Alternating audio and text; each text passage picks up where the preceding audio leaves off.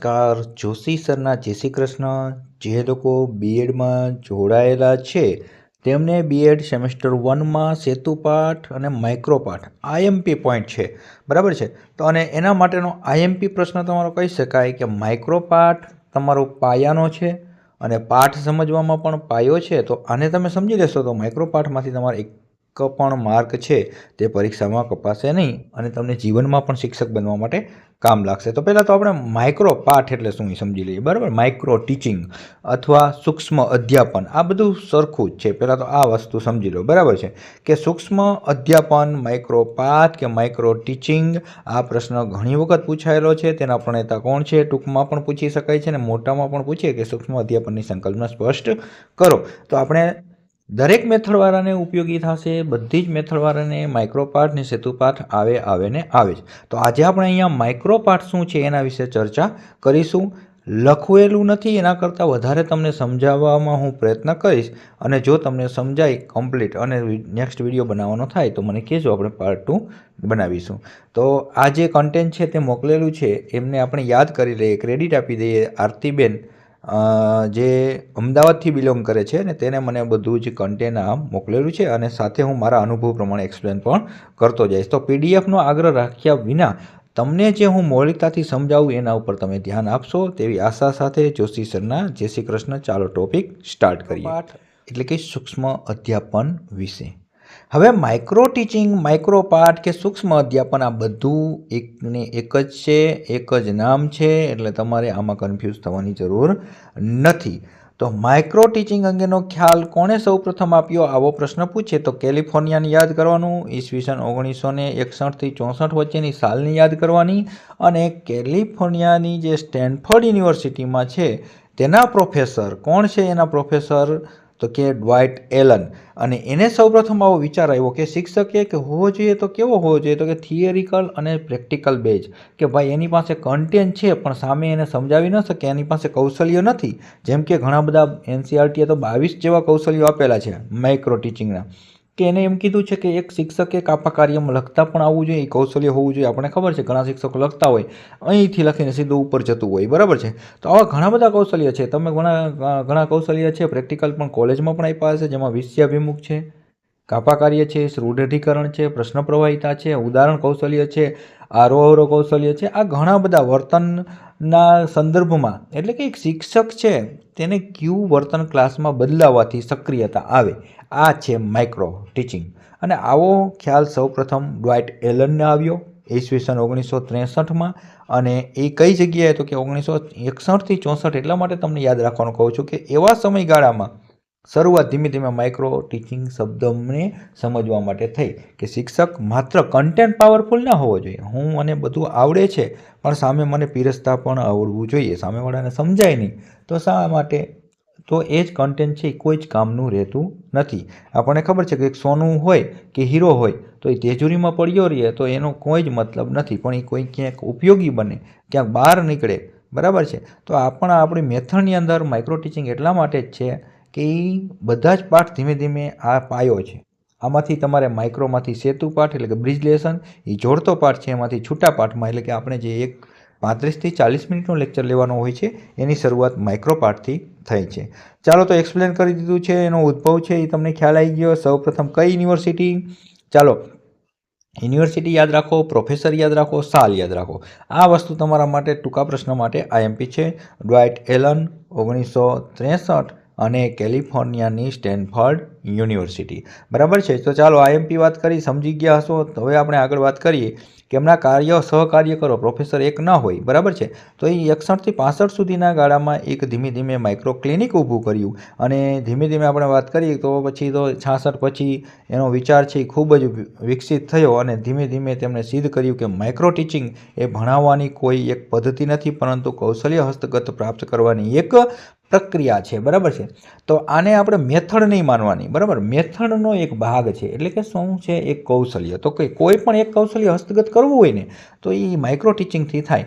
જેમ કે એક્ઝામ્પલ તરીકે હું તમને કહું કાપા કાર્ય, તો કાપા કાર્ય એટલે કાપા કાર્ય માત્ર 5 થી 7 મિનિટનો પાઠ હોય છે, જેમાં કાપા કાર્યના અનુસંધાને તમે બધાએ પ્રેક્ટિકલી કરેલું જ હશે, ન કરેલું હોય તો હું તમને છેલ્લે જે તફાવત આપણે જોઈશું માઇક્રો ટીચિંગ અને બ્રિજ લેસન, તો એના સંદર્ભમાં પણ આપણે વાત કરીશું કે કેટલી મિનિટનો હોય, કેવો સમયગાળો હોય, બંનેની તુલના કરશું. તો વિડીયો જોતા રહેજો, છેલ્લે સુધી ઉપયોગી બની રહેશે. તો માઇક્રો ટીચિંગના અર્થમાં અને સૂક્ષ્મ અધ્યાપનનો અર્થ, આવો પણ પ્રશ્ન ઘણી વખત પૂછાયેલો છે. એ આરતીબેને એક્સપ્લેન કરેલું છે. તો આપણે જોઈએ કે માઇક્રો ટીચિંગ એ 2 શબ્દોથી બનેલો છે, માઇક્રો અને ટીચિંગ. એક બાજુ માઇક્રો રાખો, એક બાજુ ટીચિંગ રાખો. બંનેનું ગુજરાતી કરો. માઇક્રો એટલે શું થાય? તો કે તમે એરો મારીને જ્યારે પેપરમાં લખવાનું થાય ત્યારે એક્સપ્લેન કરી શકો છો કે માઇક્રો એટલે સૂક્ષ્મ અથવા નાનું, અને ટીચિંગ એટલે અધ્યાપન. બરાબર છે. તો આમ માઇક્રો ટીચિંગ એટલે સૂક્ષ્મ અધ્યાપન.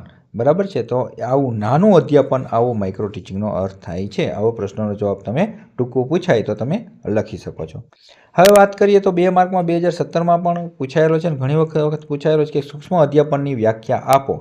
તો આપણે જોઈ લઈએ. બરાબર છે. તો અહીંયા એક આપણે ડ્વાઇટેલરને જ આપેલી વ્યાખ્યા છે, એનાથી શરૂઆત કરીએ કે માઇક્રો ટીચિંગ એ વર્ગના કદ અને સમયની દ્રષ્ટિએ માપી શકાય તેવી અધ્યાપન પ્રક્રિયા છે. જો તમે જોઈ શકો છો, માઇક્રો ટીચિંગ એ કેવી છે? તો કે વર્ગના કદ અને સમયની દ્રષ્ટિએ માપી શકાય તેવી અધ્યાપન પ્રક્રિયા છે. એનું કદ નક્કી હોય, એનું ચોક્કસતા હોય, એનો સમય પણ નક્કી હોય, કારણ કે આપણે ખબર છે 5 થી 7 મિનિટની જ પ્રક્રિયા છે. તો આવી રીતે તમે પણ એક વ્યાખ્યા બનાવી શકો કે માઇક્રો ટીચિંગને સમજી જાઓ ને પછી બનાવી શકો. બરાબર. પણ આપણે હજી એવા શિક્ષણવિદ નથી, એટલે આપણું નામ પાછળ લખાય નહીં, અને કદાચ યાદ હોય તો મનોવૈજ્ઞાનિકનું નામ પાછળ લખવું, નહીં તો લખવાનો પ્રયત્ન ખોટો કરવો નહીં. માઇક્રો ટીચિંગ એ બીજા એક શિક્ષણવિદે વ્યાખ્યા આપેલી છે કે માઇક્રો ટીચિંગ એ વર્ગ શિક્ષણ દરમિયાન શિક્ષકના વર્તનમાં પરિવર્તન લાવવા માટેની અસરકારક પ્રયુક્તિ છે. જો એક જ વ્યાખ્યામાં તમે આખું એક્સપ્લેન ઘણું બધું બોલ્યો નહીં, બધું આમાં આવી ગયું. માઇક્રો ટીચિંગ એ વર્ગ શિક્ષણ દરમિયાન શિક્ષકના વર્તનમાં પરિવર્તન લાવવા માટેની અસરકારક પ્રયુક્તિ. એટલે શું છે માઇક્રો ટીચિંગ? અમને પ્રયુક્તિ કીધી. બરાબર છે. હવે આમને જોઈએ આ શું કહે છે. બીજા ક્લિફ્ટ નામના છે શિક્ષણવિદ. માઇક્રો ટીચિંગ એ શિક્ષક તાલીમની એવી પ્રક્રિયા છે જેમાં અધ્યાપન પરિસ્થિતિને નિયંત્રિત કરવામાં આવે છે. બરાબર છે. ક્લિફ્ટ નામના મનોવૈજ્ઞાનિકે એવું કીધું છે, માઇક્રો ટીચિંગ એક શિક્ષકની એવી તાલીમ પ્રક્રિયા છે. જો શબ્દ એડ કરી દીધો, કારણ કે આપણને છે માઇક્રો ટીચિંગ શેના માટે છે? તો શિક્ષક બનવા માટેનું આ પાયાનું કૌશલ્ય છે, તો જેમાં અધ્યાપન પરિસ્થિતિને નિયંત્રિત કરવામાં આવે છે. આમ માઇક્રો ટીચિંગ એ શિક્ષકો માટેની પ્રશિક્ષણ પ્રયુક્તિ છે કે જે વર્ગખંડના અધ્યાપન કાર્યને સરળ બનાવે છે. તે વર્ગ શિક્ષણની લઘુ આવૃત્તિ છે. હવે તમને જો અહીં માઇક્રો ટીચિંગની સંકલ્પના પૂછાય તો તમે બધું લખી શકો. તમારી વ્યાખ્યા પણ આવી શકે, એનો અર્થ પણ આવી શકે, કોને આપેલી છે એ પણ આવી શકે. તો અર્થ અને સંકલ્પનામાં, એટલે કે તમને 3 થી 4 માર્કમાં પૂછે તો પણ પ્રશ્ન કામ લાગશે. 2 માર્કમાં પૂછાય 2-3 પ્રશ્નો અલગ અલગ રીતે, તો પણ તમને કામ લાગશે. બરાબર છે. તો હવે જો એ આપણે ઘણી વખત અર્થ પૂછાયેલો છે, એની પણ આપણે ચર્ચા કરી લઈએ. હવે સૂક્ષ્મ અધ્યાપનનો અર્થ અને મહત્ત્વ જણાવો, આવું પણ 3 માર્કમાં ઘણી વખત પૂછાયેલું છે. તો આપણે જે આ ચર્ચાઓ છે એ તો કરી લીધી સંકલ્પના વિશે, પણ હવે એના ફાયદા, મહત્ત્વ, અગત્યતા, વિશેષતા કંઈ પણ તમને ફેરવીને પ્રશ્ન પૂછે તો એનો જવાબ આ જ આવે. બરાબર છે. તો જોઈ લઈએ. હવે તમને એક સામાન્ય રીતે સમજાવી પણ દઉં, તમને પેપરમાં પણ કામ લાગશે. તમે અહીંયા સુધી વિડીયો જોવો છો તો કે સૂક્ષ્મ અધ્યાપન કે કોઈ પણનું મહત્ત્વ, અગત્યતા, વિશેષતા, લાભ, ફાયદા, મર્યાદાઓ કે લક્ષણો, આવું કંઈ પૂછવામાં આવે ત્યારે જો આ રીતે એક્સપ્લેન કરજો. આરતીબેને સરસ રીતે કેવી રીતે લખેલું છે, તો એ રીતે સરસ રીતે તમે એક્સપ્લેન કરજો કે જેમાં તમે આગળ આવી રીતે પોઈન્ટ પાડી અથવા તમે એરો મારીને તમને કોઈ પણ રીતે તમને આવો જે આઈડિયા આવે એ રીતે અલગ અલગ લખો તો શું થશે? તમારું છે ક્વોલિટી અને ક્વોન્ટિટી જળવાયેલી રહેશે. તો માઇક્રો ટીચિંગથી વર્ગખંડના કૌશલ્યનો વિકાસ થાય છે. એક પહેલો ફાયદો, મહત્ત્વ, અગત્યતા.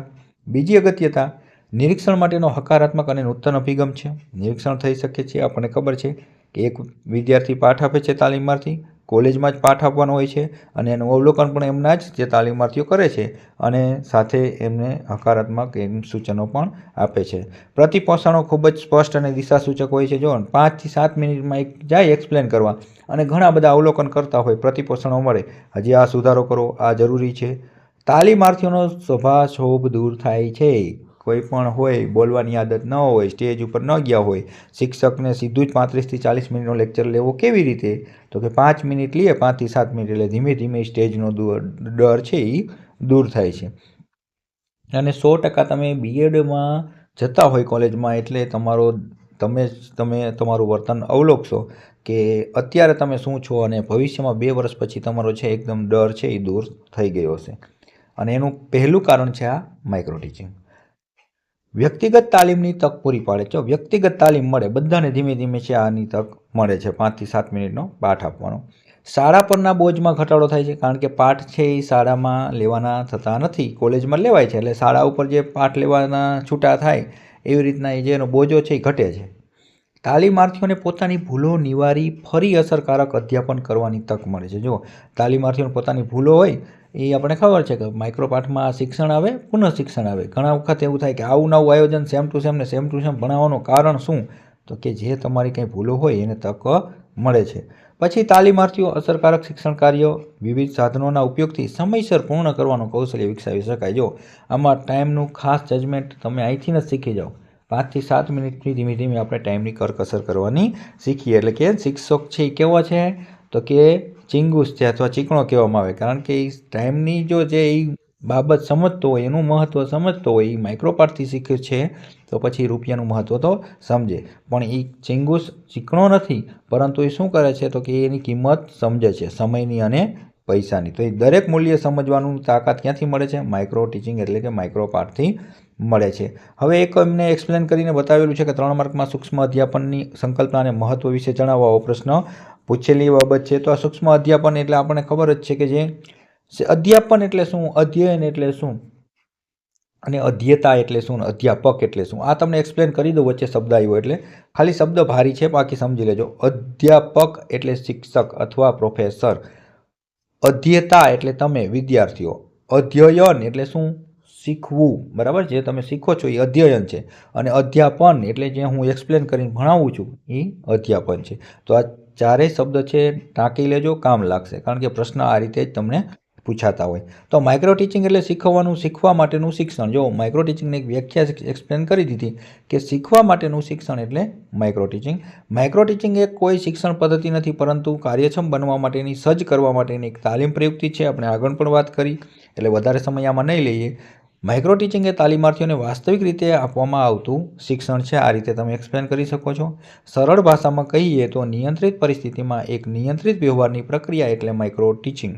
નિયંત્રિત પરિસ્થિતિ એટલે તો કે 5-6 વિદ્યાર્થીઓનો નાનો વર્ગનો એકાદ જે સંકલ્પનાવાળો નાનો વિષયાંગ અને જે 5 થી 7 મિનિટનો જે ટૂંકો સમયગાળો, તો આ બધી જ બાબતો છે એ માઇક્રો ટીચિંગની સંકલ્પનામાં તમે લખી શકો છો, અને એનો તફાવત પણ આપણે આગળ જોવાના છીએ, એટલે તમને વધારે એક્સપ્લેન થઈ જશે। તો નિયંત્રિત વ્યવહાર એટલે શાળાના વર્ગમાંથી માઇક્રો જે એક વર્ગ પસંદ કરીને નિયંત્રિત પરિસ્થિતિ, નિયંત્રિત એટલે શું? એમાં અધ્યાપન પણ હોય, એમાં જે અવલોકન કરનારા એમના જ તાલીમાર્થી હોય, અને એક ભાઈ 5 થી 7 મિનિટ પાઠ છે એ આપતા હોય છે, બરાબર છે? તો આ ખ્યાલ સાથે તાલીમાર્થી શિક્ષક જે આ માઇક્રો પાઠ આપે છે તે નિરીક્ષકનું તેનું નિરીક્ષક અવલોકન પણ કરતા હોય છે। માઇક્રો ટીચિંગ એટલે કોઈ એક કૌશલ્યની પસંદગી કરી તૈયાર કરવામાં આવતી આયોજન નોંધ। આપણે ખબર, આયોજન તો બનાવવા જ પડે છે દરેક પાઠમાં, તો શરૂઆત ક્યાંથી થાય છે? માઇક્રો પાઠથી।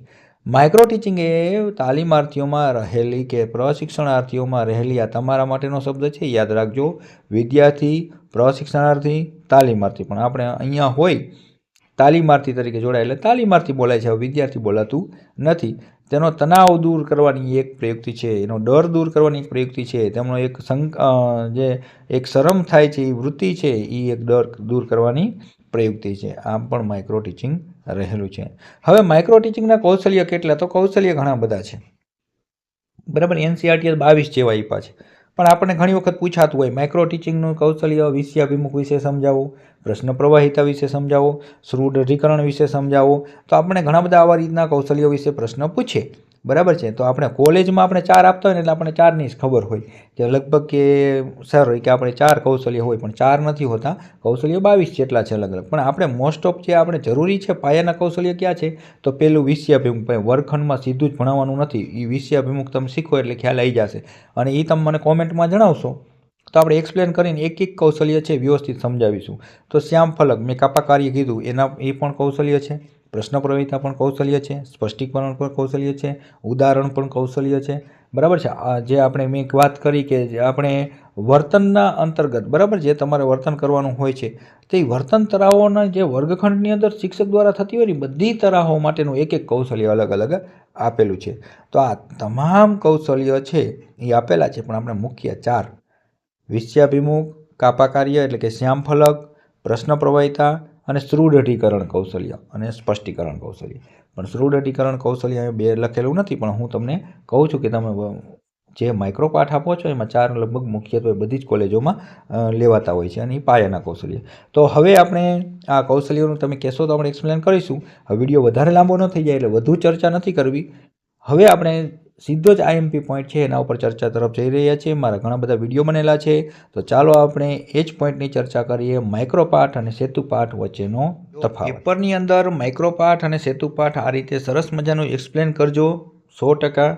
ભલે સમય થોડો ઓછો હોય તો વચ્ચે પેન્સિલથી એક લીટી પાડીને જ્યારે ભેદ પૂછાય, તફાવત પૂછાય ત્યારે આ રીતે જ લખવાનો થશે. તો તમને નાની એવી હિન્ટ આપી દઉં. માઇક્રો પાઠ એટલે નાનો પાઠ, સૂક્ષ્મ પાઠ, સૂક્ષ્મ અધ્યાપન, હમણાં સંકલ્પના સ્પષ્ટ કરી. બ્રિજ લેસન એટલે કે સેતુ પાઠ, તેને એક જોડતી કડી પણ કહેવાય છે, અને એનું એક્સપ્લેન આપણે વધારે નથી કરતા કારણ કે આપણે સમય વધારે થઈ જાય. એના કરતાં આપણે જો આઈએમપી તફાવત છે જોઈ લઈએ, પછી તમે કહેશો સેતુ પાઠ સમજાવો તો એને પણ આપણે એક્સપ્લેન કરશું.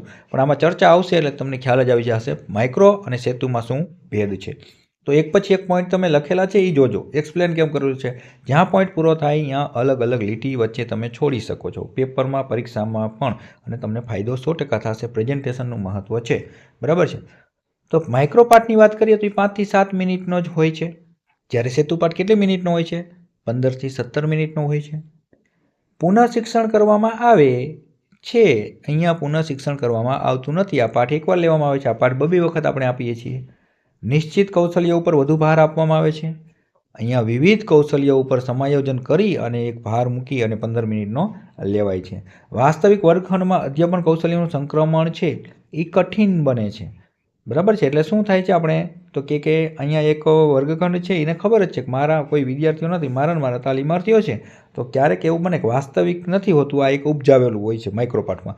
જ્યારે અહીંયા શું છે, વાસ્તવિક વર્ગખંડમાં અધ્યાપન કૌશલ્યનો વિનિયોગ છે એ સરળ બને છે, કારણ કે અહીંયા અધ્યાપન કૌશલ્યો છે 2-3 ભેગા કરી અને તમે છે શીખવવા જતા હોય, કારણ કે સમય પણ 15-17 મિનિટ છે, અહીંયા 5 થી 7 જ મિનિટ છે.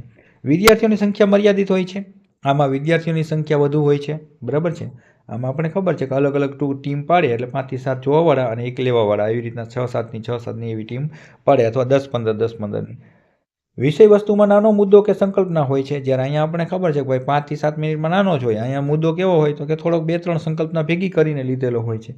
સુધારણાત્મક કાર્ય છે એ સંક્ષિપ્ત અધ્યાપનમાં હાથ ધરવામાં આવે છે. મેં કીધું શિક્ષણ પુનઃ શિક્ષણ લેવાય એટલે એ સુધારો કરવા માટે તક મળે છે, જ્યારે માઇક્રો ટીચિંગનો એક સેતુ બનાવવા માટેની આ દિશામાં હાથ ધરવામાં આવે છે, કે જેમાં છે એ બંને શું થાય છે તો કે એની સાથે જોડાયેલા રહે છે. તો તમે આ રીતના પોઈન્ટ વાઇઝ તમે યાદ રાખી શકો છો. એક સમયના આધારે ભેદ પડે છે, તમે જોઈ શકો છો. કેમ યાદ રાખવાનું? સમયના આધારે, એક પુનઃ શિક્ષણના આધારે, એક કૌશલ્યના આધારે, એક વર્ગખંડમાં જે સંક્રમણના આધારે, એક સંખ્યાના આધારે કેટલા વિદ્યાર્થીઓ હોય, એક મુદ્દાના આધારે, એક કાર્યક્રમના આધારે, કે જેમાં શું થાય છે તો કે એક આ સુધારાત્મક છે, આમાં સુધારણાનો કોઈ તક હોતી નથી. આવી રીતના તમે મૂલ્યાંકનના આધારે પણ પાડી શકો છો, બરાબર છે. તો આ તમે જે કંઈ તમે માઇક્રો પાઠ લ્યો છો અને એમાં અને સેતુ પાઠ લ્યો છો, એમાં જે ભેદ દેખાય એ સરસ રીતે આવી રીતે એક્સપ્લેન કરીને 10 થી 12 પોઈન્ટ તમે અલગ અલગ કરી અને તમે આ રીતે લખી શકો છો. વધારે સમય ન આવે એટલા માટે હવે વધારે ચર્ચા નથી કરતા. વિડીયો સારો લાગે, ગમે તો કોમેન્ટ કરજો જરૂર. નેક્સ્ટ વિડીયો આપણે બનાવવા માટે મને મોટિવેશન આપજો, એટલે ચોક્કસ આપણે વિડીયો બનાવશું. જોશી સરના જય શ્રી કૃષ્ણ. આવજો, શેર કરજો, સબસ્ક્રાઈબ કરજો.